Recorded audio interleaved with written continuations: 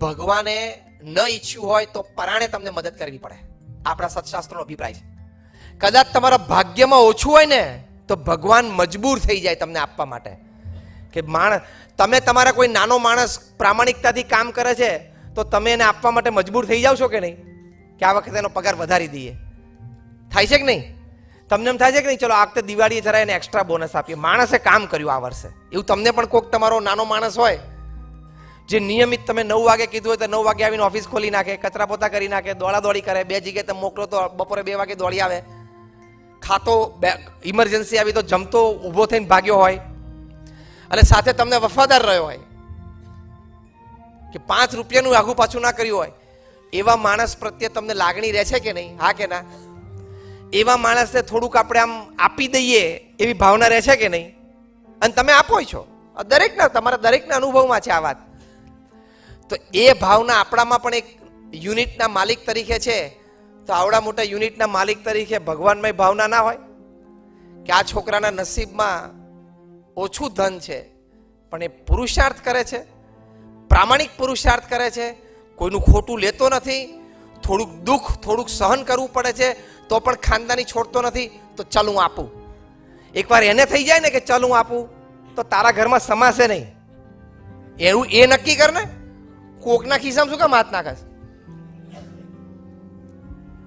કોકના ખિસ્સામાં હાથ નાખી એની કરતા ભગવાનને મજબૂર ના કરી દઈએ આપવા માટે? હા કે ના? અને આપણે કોકના ખિસ્સામાં હાથ નાખીએ તો કેટલું આવે? મુઠ્ઠી જેટલું આવે. અને એ નક્કી કરે કે આપવું છે તો કેટલું આવે? ધોધ વરસાવી દે. તમે જેમ બોલ્યા એમ સમાય નહીં એટલું આપી દે. એટલી તાકાત છે એમનામાં. કારણ કે નક્કી તો એમણે કરવાનું છે ને. નક્કી તો એમણે કરવાનું છે. તો એ માર્ગ ના લઈ આ ખોટો માર્ગ શું કામ લેવાનો?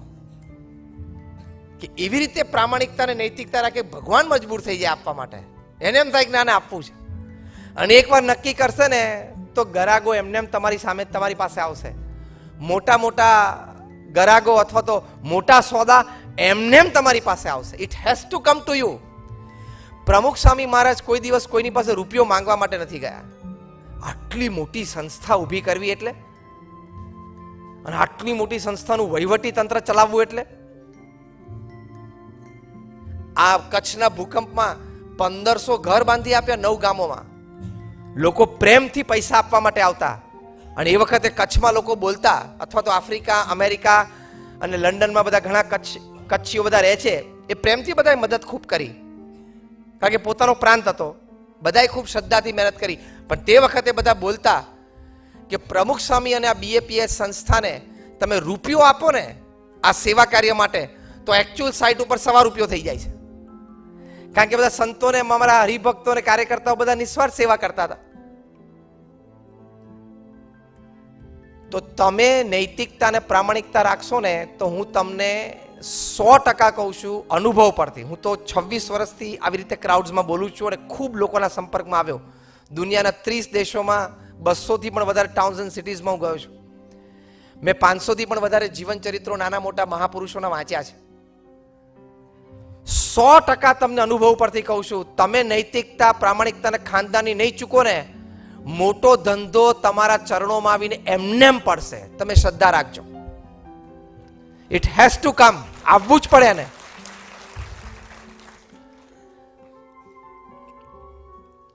તો તમને ક્યારેય તણાવ નહીં આવે. ખોટું કર્યું હોય ને રાત્રે ઊંઘ ના આવે. ખોટું ના કર્યું હોય ને કેવી 15 સેકન્ડમાં ઊંઘ આવી જાય. ગોળીઓ કોને લેવી પડે ઊંઘવાની?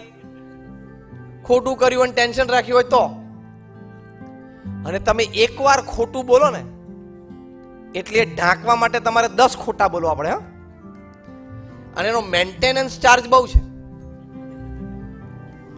એટલે મશીનનો જે મેન્ટેનન્સ ચાર્જ હોય ને એમ તમે એકવાર ખોટું બોલો ને એટલે ખોટું તમારે કામ યાદ રાખવાનું કે આ ભાઈને મેં આવું કીધેલું, પછી આ ભાઈને મેં આવું કીધેલું, પછી આ ભાઈને મેં આવું કહેલું. એ બધું યાદ બહુ રાખવું પડે.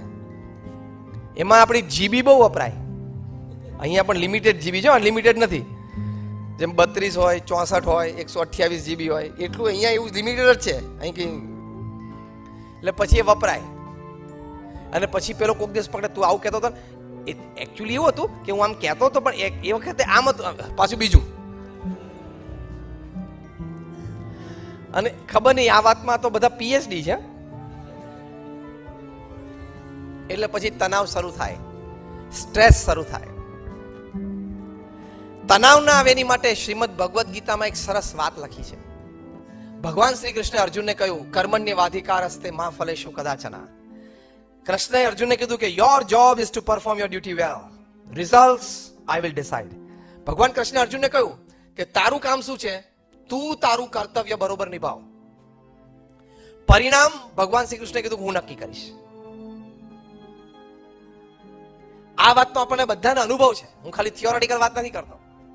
હું હમણાં જે વાત કરીશ એમાં તમે બધા સહેમત થશો ને હા જ પાડશો, કોઈ ના નહીં પાડી શકો. જોજો, એ કઈ વાત કે તમને બધાને અનુભવ છે, અનુભવ હશે જ કે ઘણી વખત તમે ખૂબ મહેનત કરી હોય, સારું આયોજન કર્યું હોય, સંપર્ક અને નેટવર્ક અને તંત્ર પણ ગોઠવ્યું હોય, પૈસાની પણ વ્યવસ્થા હોય, ઓળખાણ પણ સારી હોય, છતાં ધાર્યું પરિણામ ના આવે. હા કે ના? હા પાડો વ્યવસ્થિત. હવે બીજું કહીશ એમાં પણ તમે બધા હા પાડશો કે ઘણી વખત તમારી મહેનત ઓછી હોય, તૈયારી પણ ઓછી કરી હોય, પૈસા કે બીજા રિસોર્સિસની સગવડ પણ કદાચ કોઈ ઓછી થઈ હોય, ઓળખાણ પણ ઓછી હોય, નવી જ વાત હોય, નવો જ માણસ હોય, તો પણ ધાર્યા બહારનો ધંધો મળી જાય છે. હા કે ના?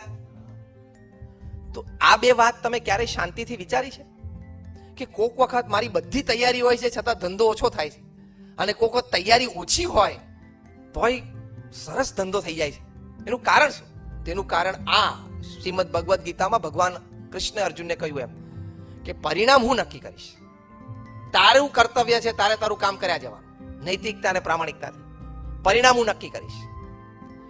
કારણ કે if there are 10 factors affecting the success, જો બીજા 10 ફેક્ટર એવા હોય કે જે તમારી સિદ્ધિ નક્કી કરે, તો બીજા 10 ફેક્ટર્સ એવા છે કે જે તમારું ફેલિયર નક્કી કરે, જે તમારા કંટ્રોલમાં નથી.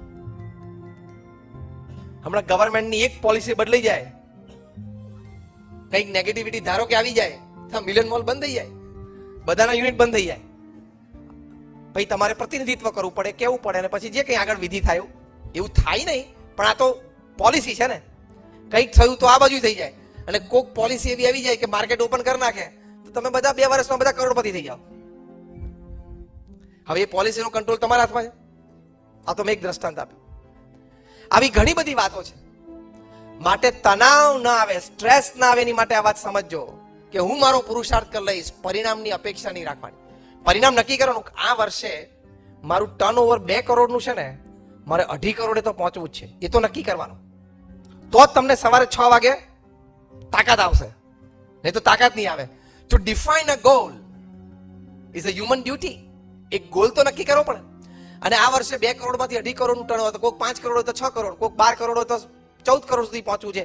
એક ગોલ તો નક્કી કરવાનો, એની માટે પુરુષાર્થ પણ કરવાનો, જે કઈ વ્યવહારિક વ્યવસ્થા કરવાની એ પણ કરવાની. પણ વર્ષના અંતે આપણે 2 થી 2.5 પહોંચવું હતું, એના કરતા 2 થી 2 ને 30 પહોંચ્યા, તો તણાવ અને ડિપ્રેશન નહીં લાવવાના કે મેં મારો પ્રયત્ન 2.5 માટે કરેલો, પણ ભગવાનની ઈચ્છા 2 ને 30 માટે હશે, મને માન્ય છે. આપણે તણાવ ક્યાં આવે છે? મેં 2.5 નક્કી કરેલું થયું કેમ નહીં? પણ તું નક્કી કરે પણ બીજા બધા ઘણા ફેક્ટર્સ કામ કરી જાય. તું નક્કી કરે બધું થાય એવું કોણે કીધું? તું નક્કી કરે એવું થવાનું તો આપણે બધાને ટાટા બિરલા ને રિલાયન્સ જ થવું છે. તાર તો એ નક્કી છે જ મનમાં કે આપણે 50,000 કરોડનો ધંધો કરવો છે. બધાનું સપનું છે, અને સપનું એમાં ખોટું નથી. પણ હવે બધા સપના બધાના આવી રીતે આ કક્ષાએ સાકાર થતા હોત, રિલાયન્સ, ટાટા બિરલા જો બધા બની જતા પછી એને તે નોકરી કોણ કરત? નાનપણમાં બેટ પકડે બધાને વિરાટ કોહલી બનવાની ઈચ્છા હોય, પણ હવે બધા વિરાટ કોહલી બને ગ્રાઉન્ડ ઉપર બધાને સમાવવા કેવી રીતે? અને ઓડિયન્સમાં પછી કોણ બેસે? સ્ટેડિયમ કેવી રીતે ભરાય? આઈપીએલ માં ભરાય છે. એનો મતલબ એવું નથી કે સપનું ના જોવું, મોટું સપનું જોવું એ આપણો અધિકાર છે. એની માટે પૂરો પ્રયત્ન કરવો એ મનુષ્યનું કર્તવ્ય છે. પણ ફાઇનલ રિઝલ્ટ મળે તે દિવસે સ્વીકારી લેવું એ બહુ મોટો સદગુણ છે.